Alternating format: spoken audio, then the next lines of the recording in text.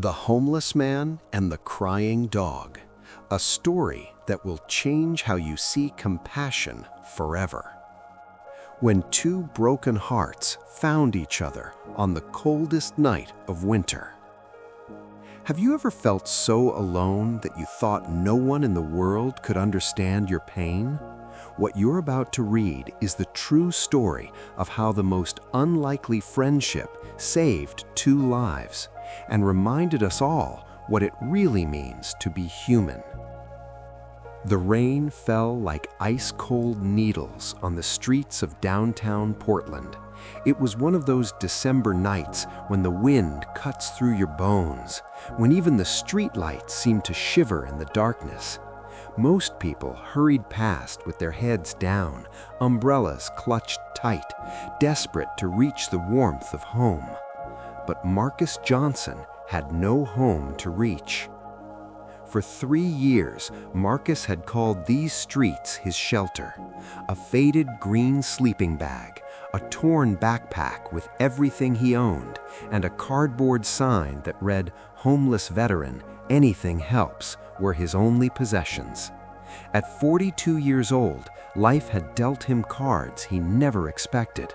A layoff, medical bills he couldn't pay, a divorce, and eventually, the street. Tonight was different, though. Tonight, Marcus heard something that would change his life forever. As he huddled beneath an overpass, trying to escape the relentless rain, a sound pierced through the storm, a desperate, heart-wrenching cry that made him freeze. It wasn't human. It was the unmistakable whimper of a dog in distress. Marcus had heard plenty of sounds on the streets, sirens, shouting, the rumble of traffic, but this cry was different. It was raw, vulnerable, and utterly heartbreaking. It was the sound of pure suffering. "Hello?" Marcus called out, his voice hoarse from the cold. "Anyone there?" The crying continued, growing more desperate. Marcus grabbed his flashlight, a small, half-broken thing he'd found in a dumpster, and followed the sound. His heart pounded as he moved deeper into the shadows beneath the overpass. And then he saw him. The dog that nobody wanted. Huddled against the concrete wall was a small dog, soaking wet and shaking uncontrollably. His fur was matted with mud and rain, his ribs clearly visible through his skin. But it was his eyes that struck Marcus the hardest. They were filled with such profound sadness that Marcus felt his own heart crack open. The dog looked up at Marcus and let out another cry, this one softer, almost pleading. "Hey there, buddy," Marcus whispered, slowly approaching. He knew from experience that frightened animals could be unpredictable. "It's okay, I'm not going to hurt you." The dog didn't run. Instead, he crawled forward slightly, his body trembling. When Marcus reached out his hand, the dog pressed his wet nose against it and let out a shuddering sigh, as if he'd been waiting his entire life for someone to finally notice him. Marcus felt tears sting his eyes. He knew exactly how this dog felt: the abandonment, the cold, the desperate hope that someone, anyone, would care. "You're just like me, aren't you?" Marcus said softly, running his hand over the dog's wet fur. "Nobody wants us. Nobody sees us. We're invisible." The dog looked up at him with those devastated eyes, and Marcus made a decision that would transform both of their lives. "Not anymore," Marcus whispered. "From now on, we've got each other." Stop scrolling. Before you continue reading, ask yourself when the last time you truly noticed someone who was suffering. This story will challenge everything you thought you knew about compassion, survival, and what it means to save a life. Keep reading, you won't regret it. Two Souls, One Promise. Marcus took off his only jacket, a threadbare denim thing that barely kept him warm, and wrapped it around the shivering dog. The animal looked up at him with something that resembled gratitude, maybe even love. "What's your name, huh?" Marcus asked, though he knew there would be no answer. "You need a name, something strong, something that says you're a survivor." He thought for a moment, watching as the dog settled into the warmth of the jacket. "Hope," Marcus decided. "I'm going to call you Hope, because if you survived out here, there's hope for both of us." That night, Marcus did something he'd never done before on the streets. He shared his food. He had half a sandwich he'd been saving and a bottle of water. He split the sandwich in two and watched as Hope devoured his portion like it was the first meal he'd had in days. It probably was. As they huddled together under the overpass, sharing body heat against the freezing rain, Marcus realized something profound. For the first time in 3 years, he didn't feel completely alone. This small, broken creature needed him, and Marcus needed Hope just as much. "We're gonna make it, buddy," Marcus whispered into Hope's fur. "I don't know how, but we're gonna make it together." Hope responded with a small lick to Marcus's hand, the first sign of trust. Life on the streets gets harder and better. The weeks that followed were the hardest and the best of Marcus's life. Suddenly, he wasn't just surviving for himself, he had someone depending on him. When Marcus panhandled for change, he wasn't asking for himself anymore, he was asking for hope. And something strange happened. People responded differently. "Is that your dog?" a woman asked one afternoon, stopping in front of Marcus's usual spot. "Yes, ma'am," Marcus replied, looking down at Hope, who sat faithfully beside him. "His name is Hope." "That's beautiful. Here, this is for both of you." She handed him a $20 bill. It happened again and again. People who had walked past Marcus for months suddenly saw him, but more accurately, they saw Hope. And through Hope, they finally saw Marcus too. Marcus realized something powerful. Hope hadn't just given him companionship. Hope had given him visibility. People connected with the idea of a homeless man caring for a homeless dog. They saw the love between them, and it reminded them of their own humanity. But life on the streets with a dog wasn't easy. Marcus had to find water for Hope every day. He had to share his already meager food. When a cold snap hit Portland, Marcus wrapped Hope in every piece of fabric he had, even if it meant freezing himself. There were nights when Marcus lay awake watching Hope sleep, wondering if he'd made the right decision. Was he being selfish, keeping this dog in a life of hardship? Should he take Hope to a shelter where he might find a real home? But every time he considered it, Hope would look up at him with those trusting eyes, and Marcus knew the truth. They needed each other. Hope had saved Marcus just as much as Marcus had saved Hope. The day everything changed. It was a Tuesday afternoon in February when Sarah Chen walked past Marcus and Hope on her way to work.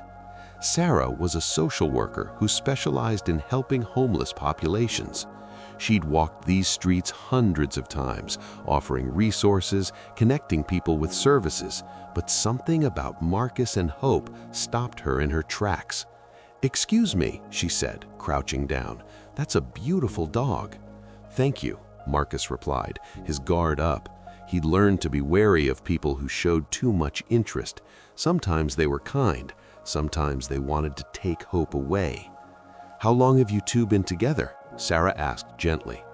3 months, Marcus said. "Found him crying under the bridge. We've been looking out for each other ever since." Sarah nodded, and Marcus could see something shifting in her expression. Not pity, but recognition, respect. "I work for a program," she said carefully. "We help veterans transition off the streets. I noticed your sign says you're a vet." Marcus stiffened. He'd been promised help before, promises that went nowhere. "I served in Iraq," got back in 2009. Things fell apart after that.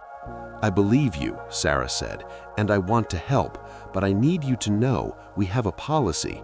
If we place you in transitional housing, you can bring your dog. Marcus's heart stopped. What? We can bring your dog, Sarah repeated. We don't separate people from their animals.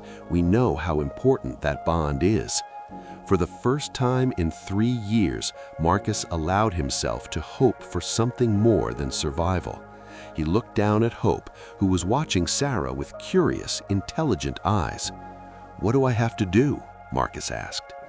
This is the moment that changes everything. But here's what most people don't realize. There are thousands of people like Marcus and Hope right now, sleeping on cold streets, wondering if anyone will ever notice them. When you finish reading this story, you have a choice. You can scroll past, or you can decide to be someone Sarah Chen. The choice is yours. Keep reading to find out what happened next. The long road to recovery. The next 6 months were a whirlwind of change, challenge, and healing. Sarah's program placed Marcus in a small efficiency apartment in a transitional housing complex. It wasn't much, just 1 room, a tiny bathroom, and a kitchenette, but to Marcus, it was a palace. More importantly, it was Hope's palace too. The program helped Marcus apply for VA benefits he'd never known he qualified for. They connected him with counselors who specialized in PTSD and the trauma of homelessness. They helped him get his ID, open a bank account, and start looking for work. But none of it would have been possible without Hope. On the nights when I wanted to give up, when the apartment felt too strange, when I wanted to go back to the streets because at least I knew how to survive there, Hope kept me grounded, Marcus later told interviewers. He needed me to be strong, so I was. Hope thrived in their new life. Marcus took him to a free veterinary clinic where they discovered Hope was only about 2 years old, despite looking ancient when Marcus found him. With proper food, care, and love, Hope transformed. His coat grew shiny, his eyes brightened, and his personality emerged, playful, loving, and fiercely loyal. Marcus got a job as a stock clerk at a local grocery store. It wasn't glamorous, but it was honest work that paid the bills. His manager, impressed by Marcus's reliability and work ethic, soon promoted him to assistant manager. But Marcus never forgot where he came from. Every Saturday morning, he and Hope would return to the streets where they'd met, not to sleep there, but to help others. Paying it forward. Marcus started an initiative he called Hope's Mission. With a backpack full of supplies, dog food, blankets, water bottles, and sandwiches, Marcus and Hope would walk the streets looking for other homeless people with animals. "A lot of folks on the streets have animals," Marcus explained to a local news reporter who caught wind of his story. "These animals are often their only family, their only reason to keep going. But it's hard to find shelters that will take you and your pet. I want to help change that." Marcus worked with Sarah's organization to create a fund specifically for homeless pet care. They provided free veterinary services, food, and supplies to homeless individuals with animals. More importantly, they advocated for more pet-friendly policies in homeless shelters and transitional housing. Hope became a therapy dog, visiting shelters and helping other homeless individuals feel seen and valued. There was something about Hope's story, a dog who'd been rescued and now helped others, that resonated deeply with people struggling to survive. "Hope reminds me that my life has value," said Teresa, a homeless woman Marcus and Hope visited regularly. "If someone like Marcus could care for this dog when he had nothing, then maybe I deserve care too." The viral moment. A year after Marcus and Hope's first meeting, a photographer happened to catch them on the streets during one of their Saturday missions.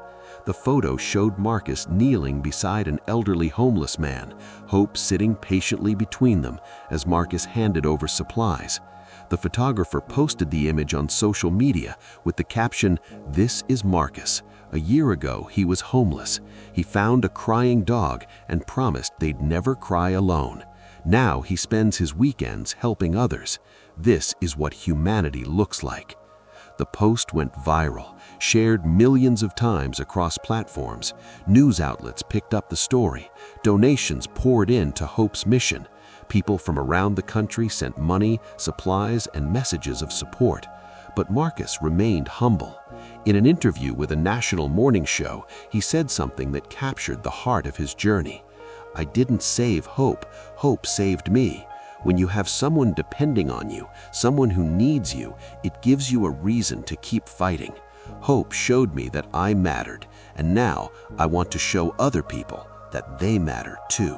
3 years after that cold December night, Marcus stood in front of a city council meeting, Hope sitting calmly at his feet. He was there to advocate for a new ordinance, one that would require all city-funded homeless shelters to be pet-friendly. People say that homeless individuals with pets should just give them up if they want help, Marcus said, his voice steady. But what they don't understand is that for many of us, our pets are the only thing keeping us alive. They're our family. They're our hope. He looked down at Hope, who gazed back with those intelligent, loving eyes. Hope taught me that love doesn't require walls or money. Love is showing up for someone, even when you have nothing to give but your presence. The City Council has the power to honor that love by making sure no one has to choose between shelter and their beloved pet. The ordinance passed unanimously. Within a year, 12 cities across the country had adopted similar policies, all citing Marcus and Hope's story as inspiration. The movement Marcus started was creating systemic change, ensuring that thousands of people wouldn't have to choose between housing and their animals. Where they are now. Today, Marcus works full-time as a peer support specialist, helping other veterans transition off the streets. He saved enough to move into a small house with a fenced yard where Hope can play. He's reconnected with his daughter, who'd lost contact with him during his homeless years. Hope is now 5 years old, healthy, happy, and famous in their community. Children recognize him on the street. Other dogs wag their tails when they see him. He's become a symbol of resilience and unconditional love. But Marcus says the most important thing isn't the house, the job, or the recognition. It's the promise he made that first night under the bridge. "I told Hope we'd never cry alone again," Marcus says, and we haven't. We've built a family, not just the two of us, but a whole community of people who believe that everyone deserves compassion, regardless of their circumstances. The family built on hope. The lesson for all of us.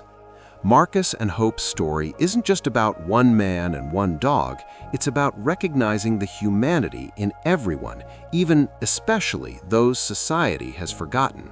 It's about understanding that sometimes the ones who seem to have the least to give have the most to teach us about love, loyalty, and resilience.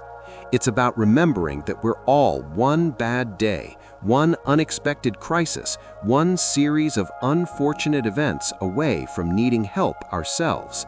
And when that day comes, we'd hope someone would see us, really see us, the way Marcus saw Hope.